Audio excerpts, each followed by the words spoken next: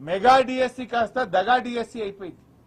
తక్షణమే రాష్ట్రంలో ఖాళీగా ఉన్న ఎస్జిటి స్కూల్ అసిస్టెంట్ పోస్టులకు మెగా డిఎస్సి విడుదల చేయాలని చెప్పి కూడా ఈరోజు మేము డిమాండ్ చేస్తా ఉన్నాం. అదేవిధంగా ఎస్సీ ఎస్టీ మైనారిటీ బీసీ గురుకులాల్లో కూడా అనేక ఖాళీలు ఉన్నాయి. గురుకులాల్లో ఉన్న ఉపాధ్యాయ ఉద్యోగాలకు నియామకానికి కూడా తక్షణమే నోటిఫికేషన్ విడుదల చేయాలని చెప్పి కూడా డిమాండ్ చేస్తా ఉన్నాం. గ్రూప్ 1, గ్రూప్ 2, గ్రూప్ 3, గ్రూప్ 4 వీటిలో కూడా అనేక ఖాళీలు ఉన్నాయి. ఆ ఖాళీలను నోటిఫై చేసి అన్ని గ్రూప్ నోటిఫికేషన్స్ కూడా వెంటనే విడుదల చేయాలని చెప్పి కూడా డిమాండ్ చేస్తా ఉన్నాం. మేమెక్కడో మాట్లాడతలేం. నిరుద్యోగుల మధ్య నిరుద్యోగులు ఆహ్వానిస్తే వాళ్ళ దగ్గరికి వచ్చి వాళ్ళ సమక్షంలో మాట్లాడుతున్నాం. నువ్వు అసెంబ్లీలో కూర్చొని పిల్లలు నోటిఫికేషన్లు వద్దంటున్నారు, మాకు జాబ్ నోటిఫికేషన్లు వద్దని ధర్నాలు చేస్తుందని డ్రామాలు బంద్ చేయి. పిల్లలే అడుగుతున్నారు నోటిఫికేషన్ కావాలని. ఆ పిల్లలు నా దృష్టికి తెస్తే పిల్లల పక్షాన నిరుద్యోగుల పక్షాన నిన్ను ప్రశ్నిస్తా ఉన్నాం. చిల్లర మాటలు కాదు కావాల్సింది, జాబ్ నోటిఫికేషన్లు కావాలి. ఏమైంది నీ జాబ్ క్యాలెండర్? అసెంబ్లీలో జాబ్ క్యాలెండర్ గా విడుదల చేసినావు, అది చిత్తుగాయిదం అయిపోయింది.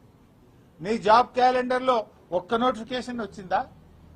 నీ జాబ్ క్యాలెండర్ లో చెప్పిన ప్రకారంగా ఏ డేట్ కైనా నీ జాబ్ క్యాలెండర్ విడుదల చేసిన తర్వాత ఒక్క నోటిఫికేషన్ రాలేదు. నీ జాబ్ క్యాలెండర్ జాబ్లెస్ క్యాలెండర్ అయిపోయింది. స్క్రాప్ చిత్తుగాయిదం అయిపోయింది నీ జాబ్ క్యాలెండర్. నీ మాటలు బోగస్, నీ చేతలు బోగస్, అంతా బోగస్ అయిపోయింది కాంగ్రెస్ ప్రభుత్వం. నిరుద్యోగ భృతి ఒక దగ, ఆడపిల్లలకు స్కూటీలు ఒక దగ, విద్యార్థులకు ఉద్యోగులకు నోటిఫికేషన్లు జాబ్ నోటిఫికేషన్లు ఒక దగ, ఫీజు రియంబర్స్మెంట్ ఉన్న పథకాన్ని ఎత్తిపడేసినావు నువ్వు. ఇవాళ చదువుకునే పిల్లలకు ఫీజు రియంబర్స్మెంట్ లేకుండా విద్యకు కూడా పిల్లల్ని దూరం చేస్తా ఉన్నావు. ఏమంటుండ్రు రేవంత్ రెడ్డి? హోటళ్లలో పనిచేయాలన్నట, చిప్పలు కట్టుకొని పనిచేయాలనా? ఉద్యోగాలు ఏవా రేవంత్ రెడ్డి అంటే? ఉద్యోగాలు లేవు, ఐటీ పోతుంది, వచ్చింది, హోటళ్లలో పనిచేయండి అంటుండ్రు. అంటే ఏమడుగుతున్నావు? నువ్వు బోలు కట్టుకోమంటున్నావా? హోటళ్లలో సర్వీస్ చేయమంటున్నావా? మా పిల్లలు పీజీలు చేసింది, గ్రాడ్యుయేట్లు అయింది, డాక్టరేట్లు పొందింది, బీఈడీలు చదివింది, హోటళ్లలో పనిచేయడానికి రేవంత్ రెడ్డి? ఇలా నిరుద్యోగుల్ని అవమానపరుస్తున్నావు నువ్వు. 2 లక్షల ఉద్యోగాలు ఇస్తాన నువ్వు హోటళ్లలో పనిచేసుకోండి, ప్రైవేట్లో పనిచేసుకోండి అని ఇవాళ నిరుద్యోగ యువతను అవమానపరిచే విధంగా రేవంత్ రెడ్డి గారు మాట్లాడుతూ ఉన్నారు. నువ్వు ఇచ్చిన మాటకు నిలబట్టవా? లేదా ఏ యువతనైతే నీకోసం పనిచేసిందో ఆ యువత తిరగబడుతుంది, జాగ్రత్త అని హెచ్చరిస్తా ఉన్నాం. ఏ నిరుద్యోగులైతే నీ కాంగ్రెస్ పార్టీకి పనిచేసిండ్రో రేపు ఆ నిరుద్యోగులే నీ కాంగ్రెస్ పార్టీకి మరణ శాసనం రాస్తారు, జాగ్రత్త అని చెప్పి హెచ్చరిస్తా ఉన్నాం.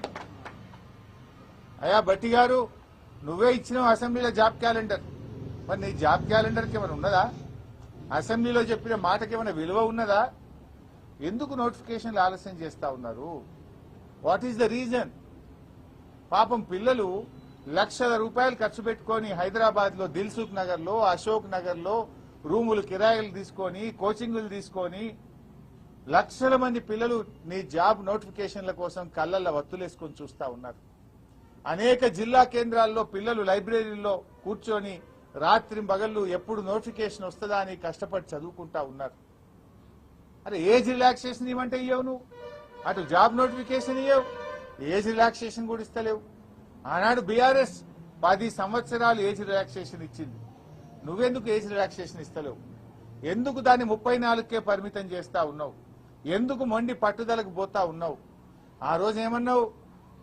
ఉద్యోగాలకు అప్లై చేసుకునే వాళ్ళకు ఫీజులు కూడా ఉండయి అన్నావు, మళ్ళీ ఫీజులు పెడుతుండే. ఇప్పుడు ఫీజులు ఉండయి, ఫ్రీగా అప్లై చేసుకోవచ్చు అని మాట్లాడినావు.